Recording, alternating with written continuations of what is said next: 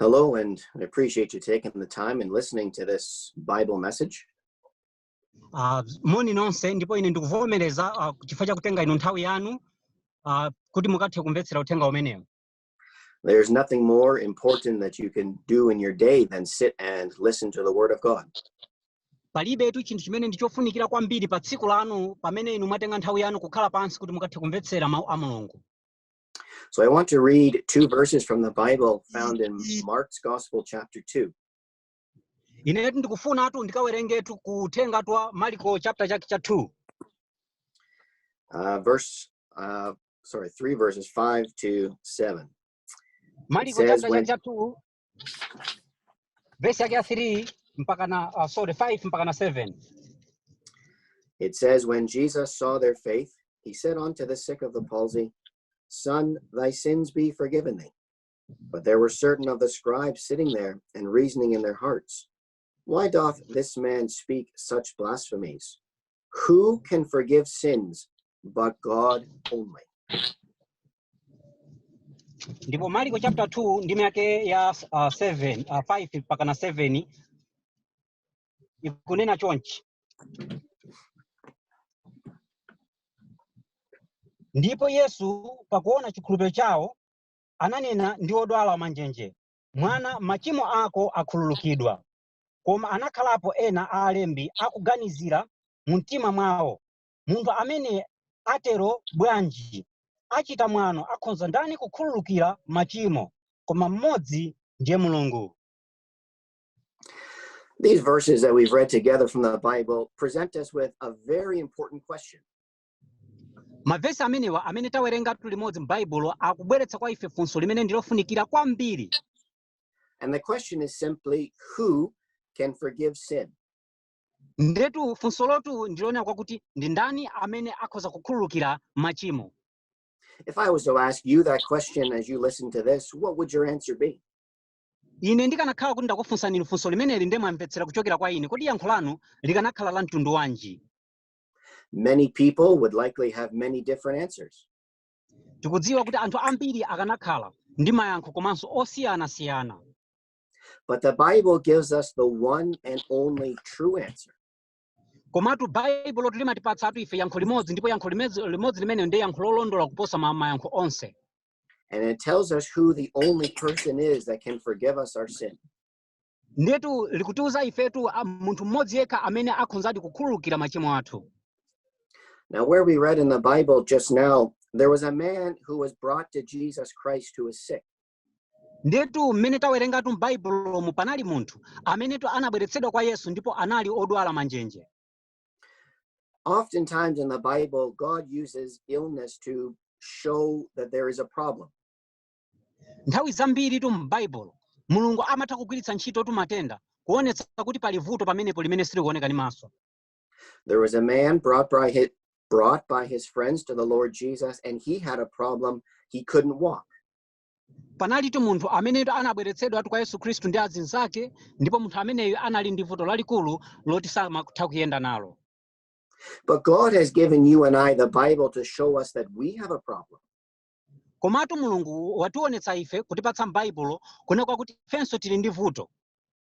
You see, it's not too long after you start reading the Bible that you realize there's something in each one of us that's not good.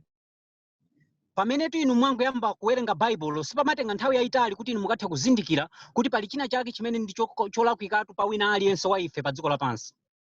We do things that are wrong, and we are attracted to things that are wrong. Ifetu timapanga zinthu zimene ndi zolakwika, komanso timakopeka ndi zinthu zimene ndi zolakwika. And the Bible tells us in Romans chapter 3 and 23 that all have sinned. Ndipo Baibulo limatiuza ife pa Roma chapter cha 3 ndime yake 23 kuti pakuti onse anachimwa. And so just like this man that's recorded in Mark chapter 2 had a problem, you and I have a problem, and our problem is sin. Ndetu mongatu munthu ameneyo pa Marko chapter chake cha 2 iye ali ndi vuto, ndipo ifenso tu ndiweyo ndine tonse tili ndi vuto, ndipo vuto limene ndi uchimo. You see, the problem that this man had, not being able to walk, it's a problem that he couldn't fix himself. Mukudziwa inu vuto limene munthu amene anali nalo loti samakwanisa kuyenda ndi vuto limene sakanatha kudzichiritsa nalo yekha. And it's a problem that his friends couldn't fix. Komanso ndi vuto limene ngakhale azinzake sakanatha kukwanitsa kulichiritsa vuto limenelo. It was beyond everyone's ability to fix. Linali lalikulu kwambiri loti limaposa msinkhu wa wina aliyense. What about the problem that you and I have of our sin? Nanga vuto limene inu muli nalo komanso ine ndili nalo khudzana ndi uchimo. Can we fix it? Kodi ife tikhoza kulikwanitsa kulikonza vuto limenelo? What can you and I do to try and get away from our sin? Kodi inu ndi ine tingakwanitse bwanji kuti tikachoke pa uchimo? Some people might say, I'm going to start going to church. I'm going to start praying. Anthu ena amatha kunena kuti inetu ndiyamba kumapita ku chalichi tsopano ndifuna ndiyambe kupemphera. Some people say, I'm going to start living a good life. I'm going to start helping others. Anthu ena amati inetu ndiyamba kukhala tsopano moyo kuyamba kukhala moyo wabwino ndiyesetsa kumathandiza anthu ena. But God teaches us in the Bible that no matter what you and I do, we cannot fix the problem of our sin. Komatu Mulungu amatiphunzitsa ife mu Bible kuti kaya tipanga chinthu cha mtundu wanji chimenecho sichingathe kuthamangitsa uchimo. And so just like the man that we have read about here in Mark chapter 2, we have a problem that can't be fixed by our own effort. Ndiyetu mongatu munthu amene tamuonatu pa Marko chapter 2, ife tili ndi vuto limene tisiri kusoweka mphamvu zathu. And so now what do we do? Ndiye tsopano ife tiyenera kuchita chani tsopano? This man in Mark chapter 2, he had friends that knew of a man who could help him.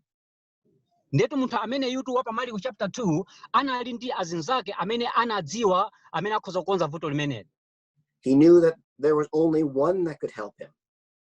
Iyetu anadziwa kuti pali munthu mmodzi yekha amenetu akanakwanitsa kumuthandiza iye. There was only one who had the power to do what he and his friends couldn't do. Iyetu anadziwa kuti pali munthu mmodzi yekha amene anali nayo mphamvu yonse imene akanatha kuchitatu zimene iye ndi azinzake sakanakwanitsa kuchita. Who is such a man? Ndiye munthu ameneyo ndi ndani? The Bible tells us that it's Jesus Christ, the Son of God. Bible limatiuza ife kuti amene ndi Yesu Khristu mwana wa Mulungu wamoyo. He could help because he wasn't affected by the same illness. Iyetu anakwanitsa kuthandiza chifukwa iyeyotu anali wopanda uchimo wa mwini wake. And he could help because he could heal that man because he is God. Iyetu anakwanitsatu kuthandiza ndi kumchiritsa munthu ameneyo chifukwa Yesu Khristu ndi Mulungu. So now when it comes to the problem of your sin and mine, who do we turn to? Ndiye tsopano ikakhala nkhani yokhudzana ndi vuto la uchimo wanu komanso uchimo wanga, kodi ife timatembenukira kwa ndani? We can only turn to the same man that this went to, Jesus Christ, God's Son. Ndiyetu umuyaya yonse ndi munthu amene Yesu Khristu mwana wa Mulungu wamoyo. He's the only one that can help. Iyetu ndiye khayotu amene amathandiza. See, the Bible teaches us that because he is God, he is sinless. Mukudziwa Bible limaphunzitsa kuti chifukwa choti iye ndi Mulungu, choncho ndiye wopanda alibe uchimo wina uliwonse. And he is able to forgive your sin just as he forgave my sin, because he was punished for your sin and for mine. Ndipo iyetu alinako kuthekeratu kwa kukhulupirira iweyo, kwa kukhululukira iweyo machimo ako, monganso anakhululukira ine machimo anga chifukwa iye analangidwa pa mtanda chifukwa cha machimo ako. Your sin and my sin can be taken away because Jesus Christ has been judged by God for our sin. Uchimo wako komanso uchimo wanga ukhoza kuchotsedwa mpaka na kwa muyaya chifukwa Yesu Khristu pa mtanda analandira chilango chifukwa cha machimo amenewo. The Bible tells us that Jesus Christ laid down his life and shed his blood that you and I can have our sins forgiven. Bible limatiuza kuti Yesu Khristu anatayatu moyo wake nakhetsa mwazi wake kuti iwe ndine machimo athu akhululukidwe. So how do we get this forgiveness? Ndenanga ife tikhoza kuchilandira bwanji chikhululukiro cha machimo chimenechi? How can we know that we can be completely freed from our sin? Ife tikhoza kudziwa bwanji motsimikizika mtima mosakayika kuti ife tamasulidwa ndipo machimo athu onse akhululukidwa? We've actually read the answer already in these verses. Mavesi to amene watu ife tinawerenga yankhotu lafunso limene lili. And the answer is faith. Ndetu nkhanitu ndi chikhulupiriro nde yankho lake. It is the absolute trust in Jesus Christ alone. Ndetu chikhulupiriro chimene chitu ndi kudalira kapena kudalira kotheratu kopandanso kusunga kanthu kena kalikonse pa Yesu Khristu kukhala mpulumutsi wako yekha basi. And in trusting him, recognizing that he's the only one that can forgive me from my sin, ndetu pakukhulupirira iye ndekuti ukuvomereza kuti iye ndi munthu mmodzi yekha amene akhoza kukhululukira machimo anga okha basi, machimo anga basi. and it is because of what he did at the cross for me that my sin Ndetu can be izitu forgiven. akhoza kuzichita zimenezo chifukwa cha ntchito imene anayigwira pa mtanda, ndipo pa chifukwa cha ntchito imeneyo machimo anga akhoza kukhululukidwa. Your sin can be forgiven even now if you put your trust in Jesus Christ. Ngati machimo ako sanakhululukidwe, machimo ako akhoza kukhululukidwa pompano pamene ukayika chikhulupiriro chako kapena ukadalira pa ntchito imene Yesu Khristu anayigwira pa mtanda. Take him as your Savior today, and your sin will be forgiven. Mtengetu iye kukhala mpulumutsi wako mu tsiku la lero, ndipo machimo ako akhululukidwa nthawi yomweyo. Thank you for listening, and may the Lord bless his word to you. Zikomo kwambiri chifukwa cha kutenga nthawi yanu kumvetsera, ndipo Ambuye akudalitseni chifukwa cha chimenechi.